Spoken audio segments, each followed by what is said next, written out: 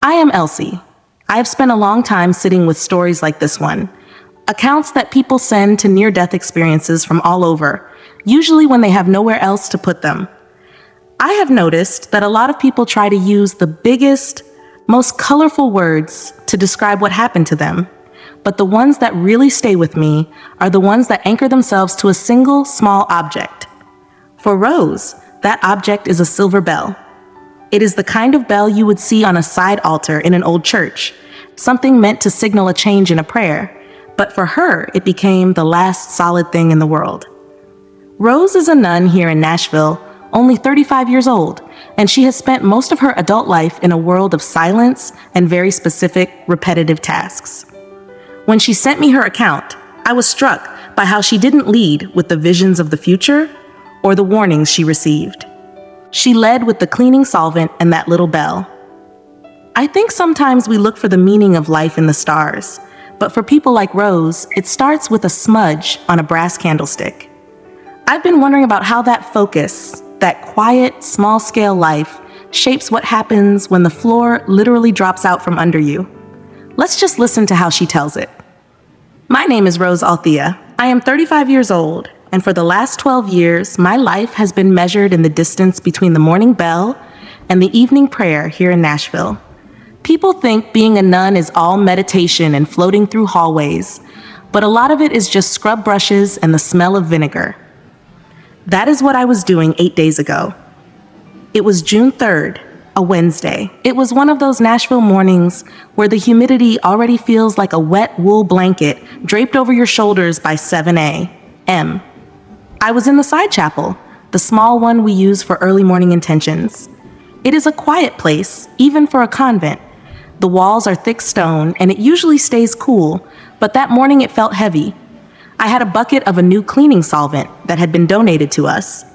It was an old bottle, the label was peeling off, but we don't like to waste anything. I was scrubbing the floor behind the altar, right near the little shelf where we keep the silver bell. I remember the exact moment the air changed. It didn't happen fast. It was like the oxygen in the room just turned into something else. Something thick and bitter. I took a breath to say a prayer under my breath, and my throat just closed. It was like a hand had reached inside my neck and squeezed. I dropped the scrub brush. I remember the sound it made, that wet thud on the stone. I tried to stand up, but my knees felt like they were made of sand. I knew what was happening, even if I didn't have a word for it then. I have a lot of allergies, but I had never felt this. The world started to tilt. I reached out for the altar to steady myself, and my hand brushed against the silver bell. I keep thinking about that bell. It's maybe 4 inches tall, very simple, with a little handle that is worn smooth from years of people picking it up. I needed to ring it. If I could just make it ring, one of the sisters in the sacristy would hear it. They would come in and find me, but my fingers wouldn't work. I was looking at the bell, and it felt like it was moving away from me, even though I knew it was sitting right there on the wood. I fell. I didn't feel the floor hit me. It was more like the floor just rose up to meet my face. I was lying on my side, looking at the base of the altar. There was a little bit of dust in the corner I had missed. I remember feeling so frustrated about that dust. My lungs were burning, but I couldn't get a single sip of air in. I was fumbling, reaching out, and my fingernails scraped against the silver base of the bell. I managed to tip it over. It didn't ring. It just made a dull clapper sound against the wood and rolled a few inches. And then the light in the chapel started to pull back. It was like someone was turning down a lamp very slowly until all that was left was the gray shape of the pews. I wasn't scared. That is the thing I keep telling the doctors. I wasn't scared. I was busy. I was trying so hard to breathe that I didn't have room for fear. And then the breathing wasn't an issue anymore. I was standing up. But I wasn't standing on the floor. I was standing in the air about 3 feet above where my body was lying. I looked down and saw myself. I saw my habit, the black fabric all bunched up, and my hands still stretched out toward that bell. I looked so small. I looked like a pile of laundry someone had dropped. The chapel was still there, but the stone walls didn't look solid anymore. They looked like they were made of smoke. I could see through them. I could see the Cumberland River flowing a few miles away, but it wasn't water. It was like a vein of dark, moving glass cutting through the city. And then I realized I wasn't alone. There were 3 of them. They were standing in the center aisle, right where the light from the stained glass usually hits the floor. I don't know if I should call them angels. They didn't have wings. They didn't have faces you could point to and say he has blue eyes or she has a sharp nose. They look like heat. You know when you are driving down a Nashville road in the middle of July and you see those ripples coming off the blacktop? That wobbling in the air that makes the cars look like they are melting? That is what they were. They were tall. They reached almost to the rafters. And even though I couldn't see their eyes, I knew they were looking right at me. Or through me. "Rose?" one of them said. The voice didn't come through my ears. It came from the middle of my chest. It felt like a low note on an organ, the kind that makes the wooden pews vibrate under your legs. It was heavy. It had a weight to it that made the air in the chapel feel like it was pressing down on me. I tried to speak. I tried to ask if I was dead. I was thinking about my sisters, about Sister Margaret, who was probably waiting for me to help with the lunch prep. But the thought just dissolved before I could get it out. "Look at the bell," the figure said. I looked down at the altar. The silver bell was still lying on its side, but it was glowing. Not like a light bulb, but like it was being heated in a forge. It turned from silver to a dull red and then to a white that was so bright I should have looked away, but I couldn't. "This is the sound of my people," the voice said. "A bell that cannot ring because it is trapped in the wood. A hollow thing that has forgotten why it was made. I didn't understand. I mean, I'm just a nun. I clean the floors. I don't know about metaphors or big spiritual signs. I just looked at the bell and wondered why it was white.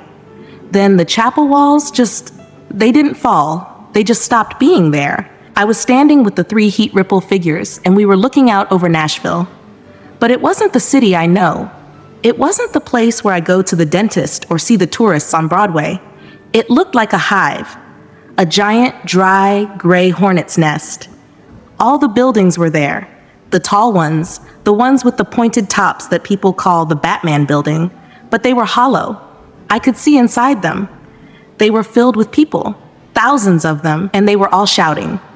They were in churches, they were in offices, they were in their cars. They were all moving their mouths, but no sound was coming out. It was the most lonely thing I have ever seen. All that motion, and not a single soul actually saying anything. "Look closer," the voice said. I felt myself being pulled toward one of the big churches. It was beautiful. It had gold on the ceiling and carpets that looked like they cost more than our whole convent. There was a man standing behind a desk made of dark wood. He was wearing a suit that looked perfect. He was smiling. He was telling the people that they were special, that they were going to be rich, that God wanted them to have everything they ever dreamed of. And I looked at the people in the seats. They were nodding, they were crying, they were reaching into their pockets and pulling out money. But behind the man, I saw what the 3 heat figures saw. There was a shadow. It wasn't a person's shadow. It was like a leak in the world. It was a dark, oily spot that was growing out of his mouth every time he spoke. It was covering the people. It was sticking to them like tar. "He speaks smooth words," the voice in my chest said. "He tells them what their itching ears want to hear. He feeds them sugar while their souls are starving for bread." I felt a wave of heat. It wasn't a bad heat, but it was strong. It made me feel like I was being scrubbed clean, like the way I scrubbed the chapel floors. "He is a wolf," the voice said, "and the sheep love to be bitten." I looked at the man in the suit. He looked so kind. He looked like the kind of person you would trust with your life. But the tar kept coming out. It was filling the room. It was rising up to the people's knees, then their waists. They were drowning in it, and they were still smiling. I wanted to yell at them. I wanted to tell them to look down, to see what was happening to their legs. But I didn't have a voice. I was just a ghost standing in the air. Then the scene shifted. I have to stop here for a second. That detail Rose mentioned, the bell that was too hot to touch, the white light coming off it, that really caught me. I have read a lot of these stories where objects from the real world show up in the vision, but they usually stay the same. They're just there. But for Rose, the bell changed. It became part of the message. It reminds me of something a man wrote in a few months ago. He was a carpenter, and he said that when he was under, he saw a hammer that was made of glass. He said he understood right then that everything he had built his whole life was just as fragile as that glass. I keep wondering if the things we spend our days touching, the scrub brushes, the hammers, the pens, are the only way our minds can handle a message that big. Rose spends her life around liturgical objects, so it makes sense she would see a bell. But the image of it being trapped in the wood and unable to ring, that is a heavy thing to carry back with you. It makes me want to ask, if you work in a place that is quiet, or if you work with your hands on the same 3 or 4 things every day, do those objects show up for you when things get strange? I genuinely want to know. If you've been through something like this and a tool or an object from your job was there, telling you something, I'd really like to hear about it. It helps me see how these visions translate into our real everyday lives. Anyway, let's go back to Rose. She was standing over that church, watching the tar rise. The church with the gold ceiling just dissolved, and suddenly we were standing on the banks of the Cumberland. But it wasn't the river I see when I cross the bridge. The water was black. It was moving so fast it was making a sound like 1,000 people whispering at once, and it was rising. I watched it spill over the banks, moving into the streets of Nashville. It was flowing into the doorways of the houses, the shops, the big fancy hotels, but it wasn't just water. It was carrying things. I saw pews, hundreds of church pews, the heavy wooden kind, floating down the river like they were nothing but toothpicks. I saw pulpit desks. I saw choir robes. I saw giant Bibles with gold edges. Everything was being swept away, and there were people in the water. They were clinging to the pews. They were trying to climb onto the floating pulpits. They thought the wood would save them. They were screaming, "But I went to church every Sunday, and I gave my 10%. But as soon as they touched the pews, the wood would turn into lead. It would get heavy, and it would pull them under. The things they thought were their safety were the very things drowning them. Why aren't they swimming? I thought, why don't they just let go of the wood? They cannot let go of what they worship, the voice said. One of the heat figures moved closer to me. The air around it felt like it was humming. It pointed down at a small group of people standing on a muddy bank. They didn't have anything. They didn't have pews or Bibles or fancy robes. They were just standing there in the rain, holding on to each other. The water was swirling around their ankles, but it wasn't pulling them in. They looked scared, but they weren't panicking. They were looking up. These are the ones who know the voice of the shepherd, the heat figure said. They don't follow the man in the suit. They don't follow the gold on the ceiling. They follow the truth. I looked at them. They looked so ordinary. One was an old woman in a housecoat. One was a young man with a backpack. They didn't look like holy people. They just looked like people who were waiting for someone. The vision started to blur. The sound of the river got louder and louder until it wasn't a river anymore. It was the sound of a machine, a fast, rhythmic beeping. I didn't want to leave. I wanted to know what happened to the people on the bank. I wanted to ask the heat figures what I was supposed to do with the man in the suit and the tar. But the white light from the bell was everywhere now. It was filling my eyes, filling my head. Wait, I tried to say, but I was falling. I wasn't floating anymore. I was falling fast, like someone had cut a rope. I felt the weight of my habit again. I felt the heat of the Nashville air, and then I felt the pain. It was like a lightning bolt hit my chest. My heart, I could feel it trying to start, like a car engine that is cold and won't turn over. It was grinding. It was hurting so bad I wanted to scream, but my throat was still tight. I heard voices, real voices this time. "She's back!" Someone yelled. I felt hands on me, cold, hard hands. I felt the floor under my back, the cold stone of the chapel. I opened my eyes, and the first thing I saw was the silver bell. It was sitting on the floor, right next to my head. It wasn't white anymore. It was just a regular, slightly tarnished silver bell. I reached out my hand, and my fingers brushed against it. It was cold, so cold it made my skin ache. I tried to tell them. I tried to tell the sisters and the paramedics about the tar and the river, but all I could do was gasp. "You're okay, Rose," Sister Margaret said. She was crying. She was holding my hand. "You had a reaction. The doctors are here." I looked at the ceiling of the chapel. It looked so small. It looked like a toy. 17 minutes, the paramedic said. He was looking at his watch. He looked like he had seen a ghost. She was gone for 17 minutes. I wanted to tell him that I wasn't gone. I was right here. I was seeing everything for the first time. I looked at the silver bell again. I realized then that I was never going to be able to ring it the same way again. I'm sitting here in this hospital bed. It's been 8 days now, and I keep looking at the little silver bell the sisters brought me from the chapel. They thought it would comfort me, I guess, but when I touch the metal, I don't feel the cold silver. I feel that white heat from the vision. I feel the weight of what those 3 heat figures wanted me to see.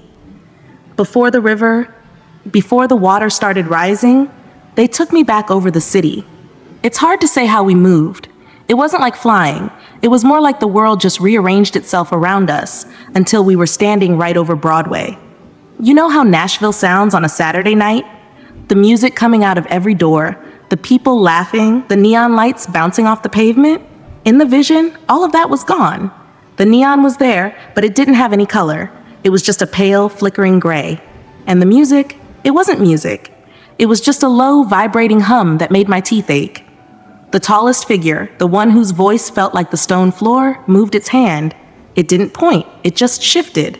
They follow the shadow of the hive, the figure said. I looked at the AT&T building. I've lived in Nashville my whole life, and I always thought that building looked like something out of a comic book, but now I could see through the glass. It was empty. Not empty like there were no desks or chairs, but empty like a bone that's been sitting in the sun for years. All the marrow was gone. And then I saw the churches again. Not just the big ones with the steeples. I saw the ones in the strip malls, the ones in the old warehouses, the ones with the big signs promising your best life now. This is the first sign, the voice said. I was pulled into a room. It was huge. It looked more like a concert hall than a place of prayer.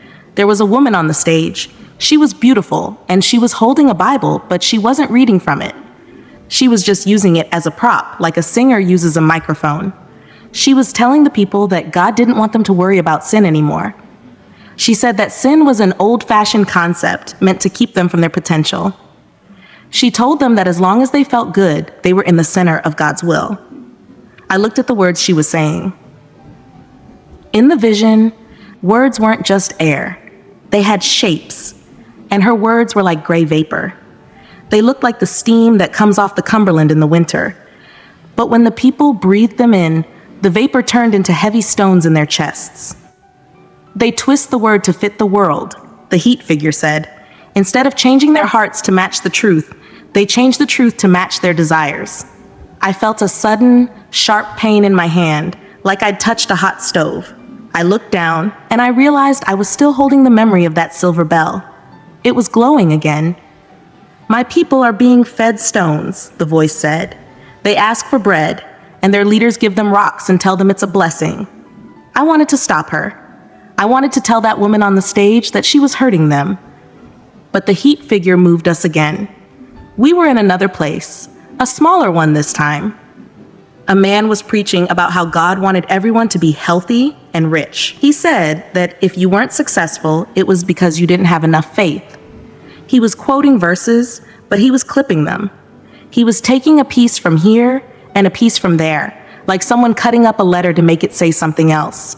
He was leaving out the parts about the cross. He was leaving out the parts about suffering. He was leaving out the parts about Jesus being Lord, not just a vending machine for favors. The second sign, the voice said, they scratch the itching ears. They give the people dessert and tell them it is a feast while their spirits are wasting away from hunger. I looked at the people in the pews. They looked so desperate. They were leaning forward, trying to catch every word. They were so hungry for something real, but they were being given air. It reminded me of when I was a little girl and I tried to eat a bowl of soap bubbles because they looked so pretty. They tasted like nothing, and they made me sick. That is what these people were doing. They were eating bubbles. And then the man on the stage started to shout. He put his hand on someone's forehead, and they fell down. The whole room started to shake. People were making strange noises. It didn't sound like prayer. It sounded like, I don't know, it sounded like animals in a trap. The man was laughing. He was pointing and saying, "Look at the power of God. Look at the signs and wonders." But I looked at the floor. Beneath the carpet, I saw the same oily tar I'd seen in the first church. It wasn't the Holy Spirit. It was something else. Something cold and old that was mimicking the move of God to keep the people looking at the man instead of looking at the Savior. They chased the miracle, but they ignored the miracle worker. The voice in my chest said, "This is the third sign. They want the thrill, but they don't want the holiness. They want the fire, but they don't want the refining." I started to feel a weight on my shoulders. It was the weight of the silver bell. It felt like it was made of lead now. It was pulling me down back toward the hollow hive of the city. Look, I'm just a nun. I'm not a preacher. I'm not a theologian. I just know that when I pray in the chapel, it feels solid. It feels like standing on a rock. But everything I was seeing in these churches felt like standing on a cloud that was about to turn into rain. There was nothing to hold on to. The figures moved me again. We were standing in a parking lot now, next to a car that cost more than our entire convent building. A man in a very expensive suit was getting into the back seat. He looked tired, but his eyes were sharp, like a hawk looking for a mouse. "This is the fourth sign," the figure said. I have to jump in here for a second because what Rose just described, that hollow hive city where everything looks normal on the outside but is empty and bone dry on the inside, I've heard that before. A few years ago, a man who had been a city planner sent in a story. He died during a routine surgery, and he said he saw his city, I think it was Chicago, but it looked like it was made of cardboard. He said he could see that the only thing keeping the buildings upright wasn't the steel or the concrete, but the prayers of a few people he had never met. He called it the architecture of the faithful. It makes me look at the Nashville skyline differently now. When I see the Batman building or the hotels on Broadway, I can't help but wonder if they're as solid as they look, or if Rose really saw the truth of it. That image of the buildings being hollowed out, it feels like a warning that we've built a world out of things that don't actually have any substance. And those signs she's talking about, the dessert instead of the feast, the bubbles instead of the bread, it makes me think about what we're all looking for when we walk into a church. Are we looking for something that makes us feel good for an hour? Or are we looking for something that actually changes the shape of our lives? Someone in the comments a while back asked why so many near-death accounts have these warnings about false teachers. I didn't have an answer then, but listening to Rose talk about that oily tar sticking to the people, I think I'm starting to understand why it's so urgent. Rose was standing in that parking lot, looking at the expensive car. Let's go back to her. The man in the suit, he wasn't just a man. I could see his heart. It wasn't a heart made of meat and blood. It was a heart made of coins. They were clinking together, a cold, metallic sound that was louder than his breathing. He is motivated by gain, the voice said. He sells the things of God to the highest bidder. He uses the name of the Son to build a kingdom for the servant. I saw his congregation again. Most of them were struggling. I saw an old man who was skipping his blood pressure medication so he could send seed money to this ministry. I saw a single mother who was crying because she didn't have enough for rent, but she'd been told that if she didn't give her last $50, she was robbing God. It made me so angry. It was a hot, clean anger, like the lye we used to scrub the stone steps. How could he do that? How could he stand there and take from the poor to buy a car that shined like a mirror? They imagine that godliness is a means of gain, the heat figure said.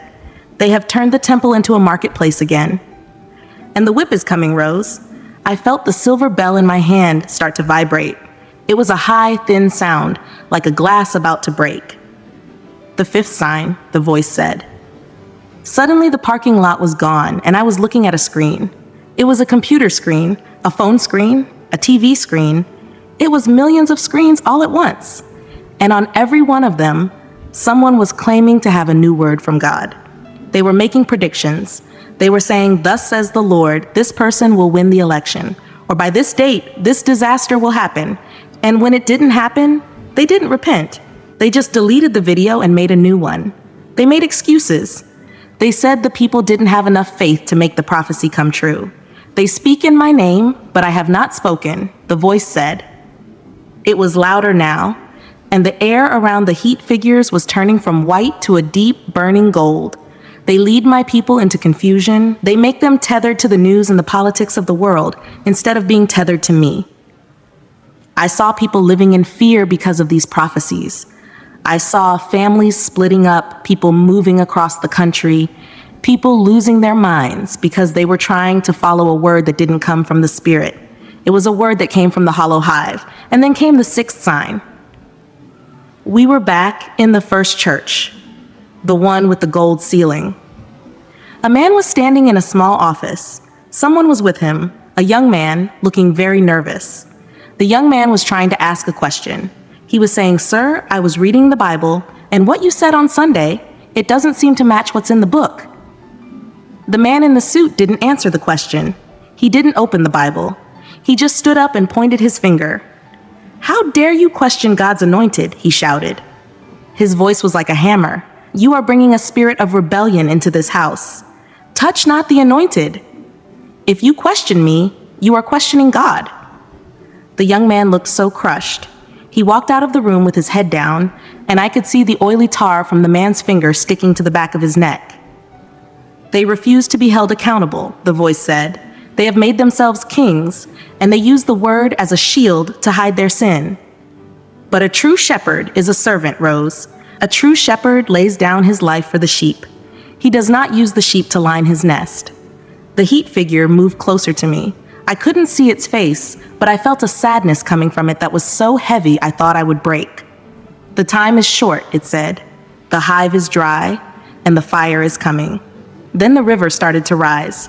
I don't know how to explain the water. It wasn't like the water in a swimming pool or the water you drink from a tap. It was heavy. It was dense like mercury, and it had a color that wasn't really a color. It was just the absence of light. It was the Cumberland, but it was the Cumberland at the end of the world. The heat figures stood with me on the surface of it. We weren't floating.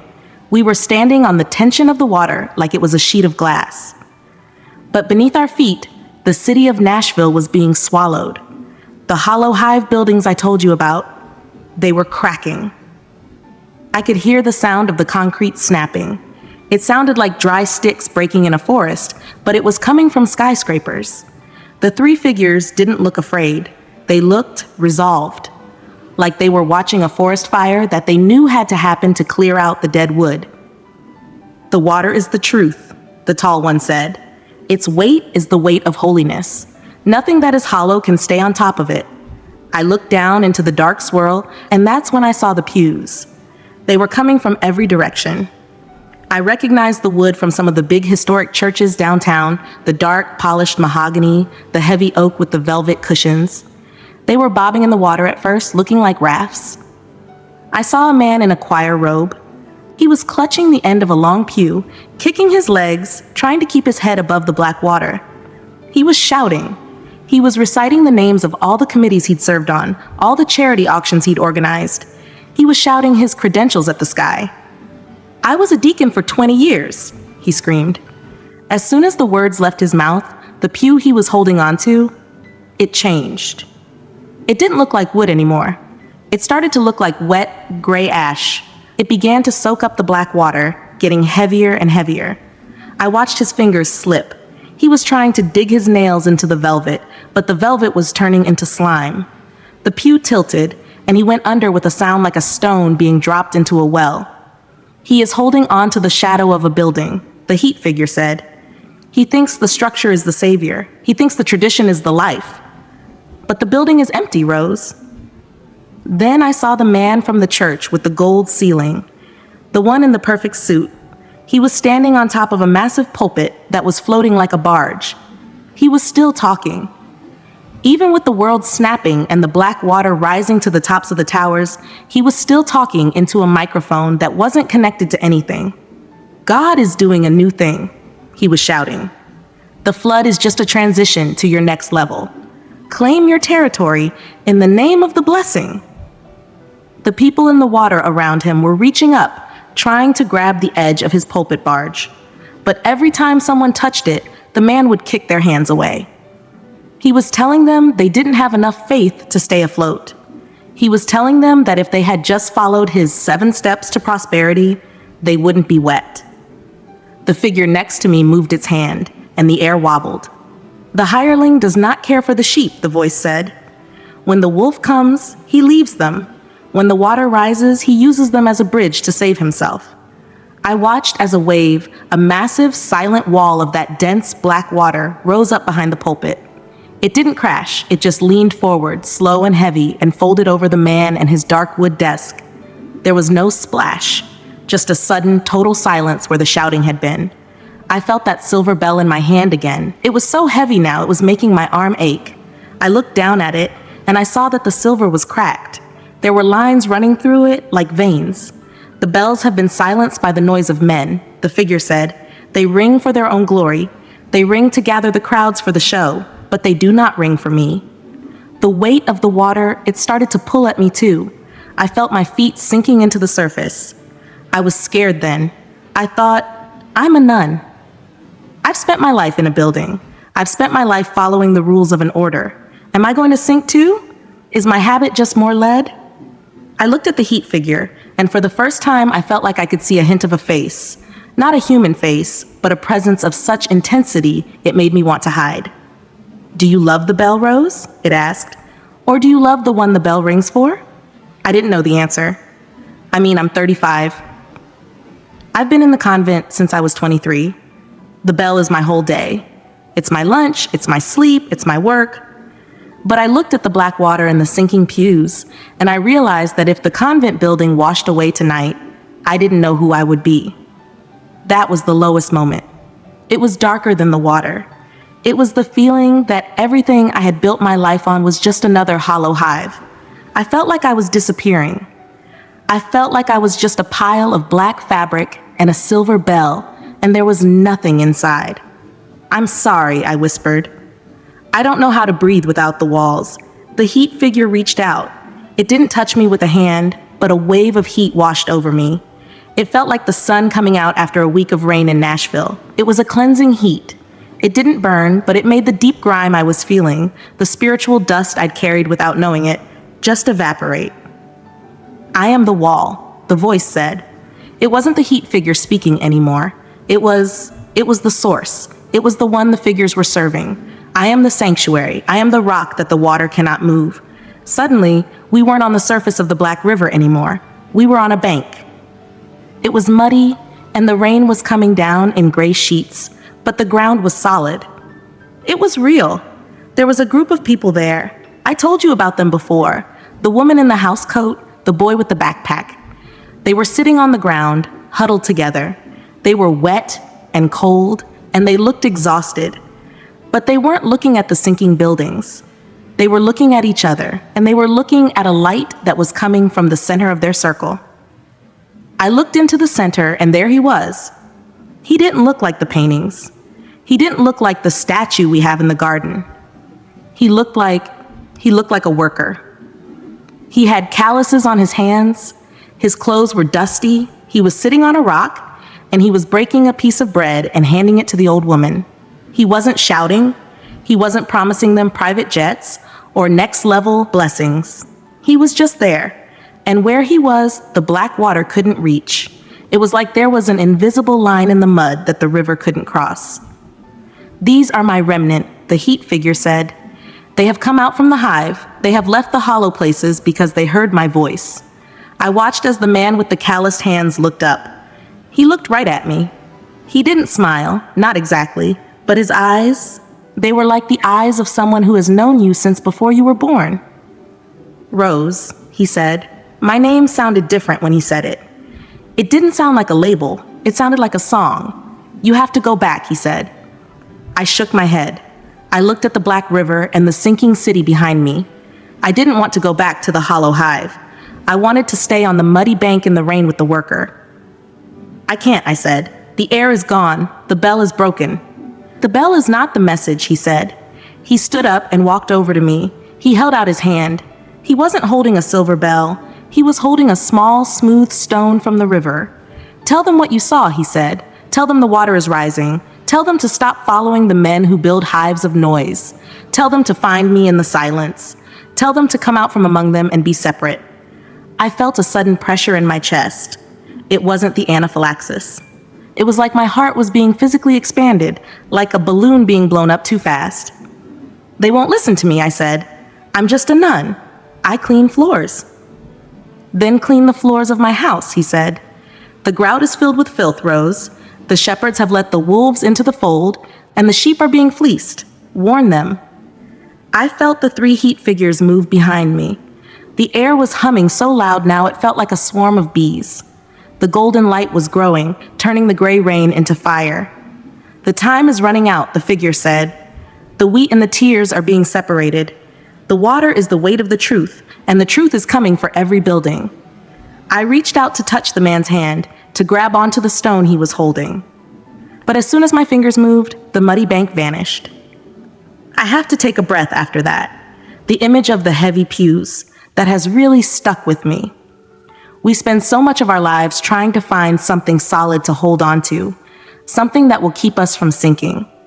And usually we look for those things in institutions, in buildings, in the credentials Rose mentioned, but she saw those very things turn into lead.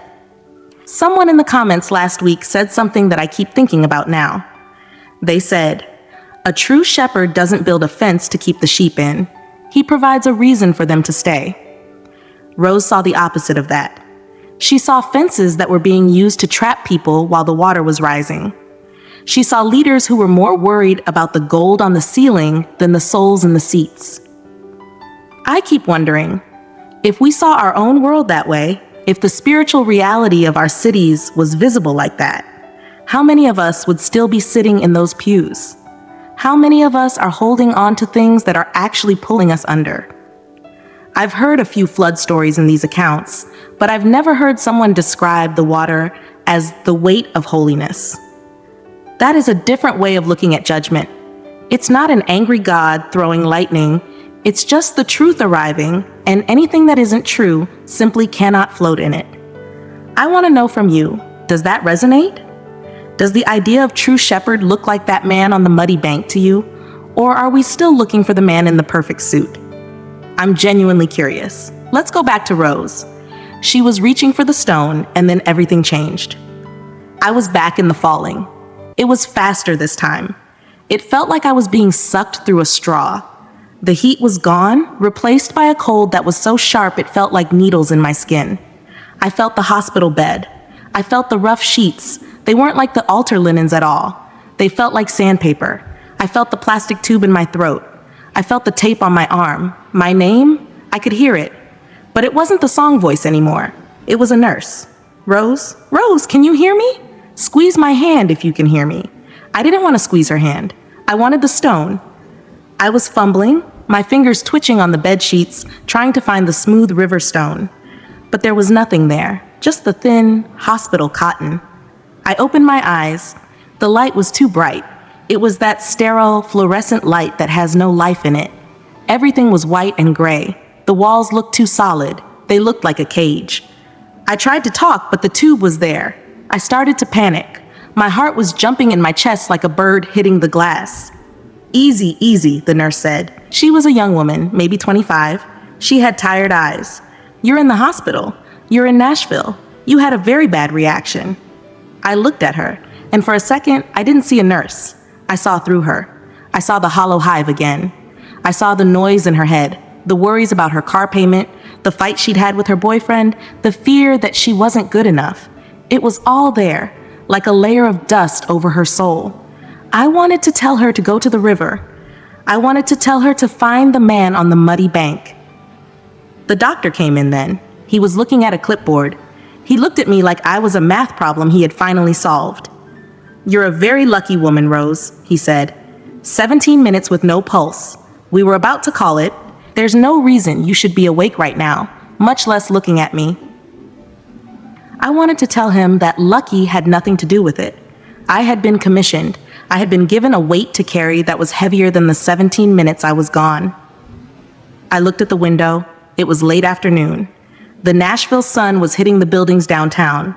From here, they looked beautiful. They looked solid and strong, but I knew the truth. I knew they were empty. I knew the black water was coming for them. I reached out and grabbed the nurse's arm. I couldn't speak, but I looked her right in the eyes. I tried to put all the heat of the figures into that look. "She's agitated," the doctor said. "Give her something to settle her down." "No," I tried to say. "No, I have to tell you." But the medicine was already going into the tube. I felt the world start to blur again.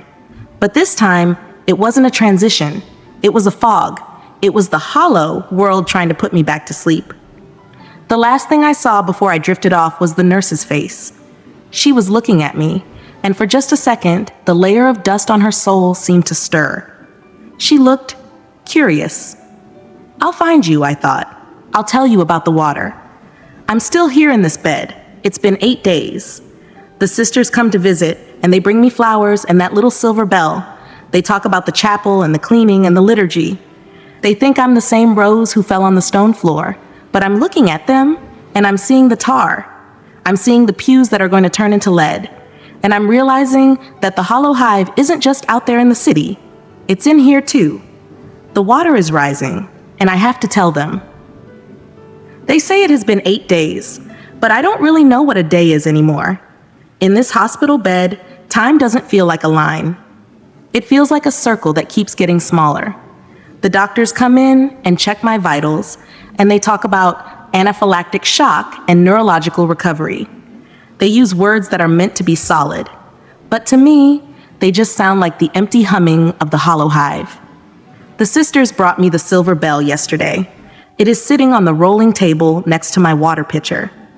Sister Margaret spent a long time polishing it before she came. It looks perfect. It looks like the kind of holy thing that belongs in a chapel. But when I look at the reflection in the silver, I don't see my own face. I see the black water of the Cumberland. I see the pews turning into lead. I tried to tell Sister Margaret. She was sitting in the plastic chair by the window, telling me about how the garden is doing and how they've hired a new company to check the ventilation in the chapel. "Margaret," I said. My voice was raspy, like there was still a bit of that bitter solvent in my throat. "The buildings are empty. The words, they're just vapor." She smiled at me. It was that kind, patient smile she uses when one of the younger sisters is having a hard day. "You're still recovering, Rose. You had a very long time without oxygen. The brain, it does strange things when it's trying to find its way back." "I wasn't lost," I said. I reached out and touched the bell. It was cold. So cold it made my fingers throb. I was shown the signs. I saw the wolves in the pulpits. I saw the people drowning because they were holding onto the structure instead of the truth. Her smile didn't go away, but her eyes got a little tight. She stood up and smoothed out her habit. "We have the church, Rose. We have the teachings. We aren't like those other places you see on the news. We are safe here." Safe. That was the word the man in the perfect suit used right before the wave folded over him. I realized then that she couldn't hear me. She was still inside the hive. To her, the silver bell was just a tool for the liturgy. She didn't see the cracks I see. She didn't feel the heat of the figures. I'm sitting here now, 8 days out, and I realized I'm not just a nun anymore. I'm a witness. And being a witness is the loneliest job in the world. Jesus, the worker on the bank, the one with the dusty clothes, he told me the grout is filled with filth. And he wasn't just talking about the churches with the gold ceilings. He was talking about us. He was talking about anyone who puts the structure before the spirit. He was talking about leaders who teach that sin is just a mistake, or that holiness is just about following a set of rules. He showed me that the first sign of a false church is when the word is twisted to fit the world. I see it now. Even in the quiet hallways of the convent, I hear it when people talk about updating the truth to make it more acceptable to the city outside. I hear it when sin is called complexity and repentance is called self-care. It is spiritual poison, and we're all breathing it in. The second sign, the dessert instead of the bread. I see people chasing experiences, even in our world. They want the feeling. They want the experience of the divine, but they don't want to carry the cross. They want the silver bell to ring, but they don't want to be the hollow thing that the breath of God has to blow through. I want to tell them, stop looking at the men. Stop looking at the pastors with the perfect hair and the expensive cars. Stop looking at the leaders who tell you that questioning them is the same as questioning God. That is the sixth sign, the refusal of accountability. A true shepherd doesn't hide behind a title. A true shepherd lays his heart open to be corrected by the word. I look at the nurse when she comes in to change my IV. She's tired. She's looking for something real. And I want to tell her, don't go to the big hive buildings. Don't go to the places where they promise you prosperity while the world is snapping in half. Find the man on the muddy bank. Find the truth in the silence. I don't know if I'm going back to the chapel. The doctors say I can probably go home in a few days, but I don't know if home is a place with stone walls anymore. I keep looking for the stone he was holding, the smooth river stone. I don't have it in my hand, but I feel it in my chest. It's hard and solid, and it doesn't change. My message to you, the ones listening to this, is the same one the figures gave me. Test the spirits. Don't believe every word that comes from a pulpit just because it sounds smooth. If it doesn't match the word, the whole word, not just the parts about blessings, then it is vapor. It is a stone being sold as bread. The water is the weight of the truth. And the water is rising. If you are holding onto a pew, let it go. If you are holding onto a building, let it go. Hold on to him. I'm looking at my habit now, the black fabric lying across my legs. It's just cloth. It won't float. Only the truth floats. I'm 35 years old, and I died for 17 minutes. And for the rest of my life, whether it is 80 years or 8 days, I am going to be the sound of the bell that finally rings true. I am going to warn you. The hive is dry. The fire is coming. Are you ready for the water? Rose's story leaves me with a question I can't answer yet, but a handful of stories now point at the same one. That is how this goes for me. Something comes clear, and then more questions show up. What stays with me is how Rose described that moment where she realized her own world, the convent she'd given her life to, was part of the hollow hive she saw in her vision. I keep thinking about that silver bell. It's sitting there on a hospital table in Nashville right now, a perfectly normal object. But for Rose, it's a reminder that even the holiest things can become a distraction if we start loving the object more than the one it's supposed to point to. I've spent a lot of time listening to people describe the other side, and I've noticed that the warnings almost always target the things we trust the most: our institutions, our leaders, our own sense of being safe. Rose was a nun, someone who lived in the heart of a religious structure, and yet the message she brought back was a warning about the structure itself. I keep wondering, if your life looks nothing like hers, if you've never stepped foot in a convent or a cathedral, would you describe that same black water differently? Or is the truth something that looks the same, regardless of the words we have for it? I'm still gathering these accounts, and each one shifts how I hear the last one. Rose is still in that hospital bed, 8 days away from the chapel floor, and she's looking at her life with completely new eyes. I wonder if any of us are really as safe as we think we are. If this story raised a question for you about the words, about the hollow places in your own city, or about how you describe that same moment on the riverbank, I want to hear it. It's the kind of thing that shapes how I listen to the next story. If your background is different from Rose's and you describe this differently, I'm listening. So please, tell me. It honestly helps me think. What stays with me is that image of the silver bell sitting in the Nashville sun, and Rose's hand reaching for it, knowing it doesn't ring the same way anymore.